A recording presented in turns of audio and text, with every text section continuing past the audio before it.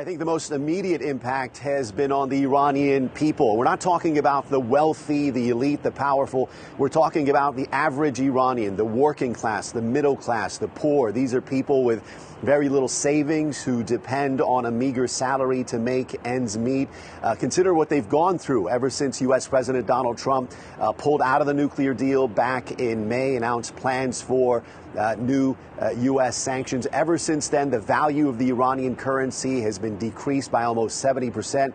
That has led to inflation, scarcity, prices going up, eggs, diapers, electronic goods, real estate, everything has gone up in price. Some of those items triple in price. And perhaps the most troubling impact has been on humanitarian goods, medical supplies, medication. The U.S. Treasury says humanitarian goods, medication are exempt from the sanctions.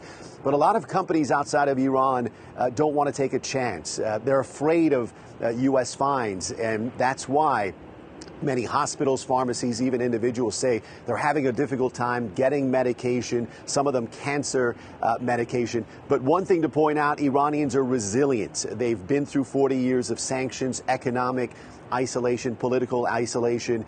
This is not doomsday for them. And Reza, Donald Trump says, of course, the sanctions will force the authorities to change. Is that really likely, though?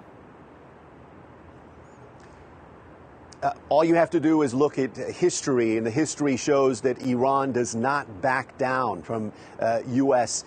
pressure. Remember, one of the foundations of the Islamic Revolution back in 1979 was to defy U.S. pressure by any means necessary. And you can see over the past couple of decades, it has been under U.S. pressure when Iran has stepped up its activity that has troubled the West. It was under sanctions when Iran made the most advancements in its nuclear program. It was under sanctions when Iran increased its activity in Iraq, Syria, and Yemen.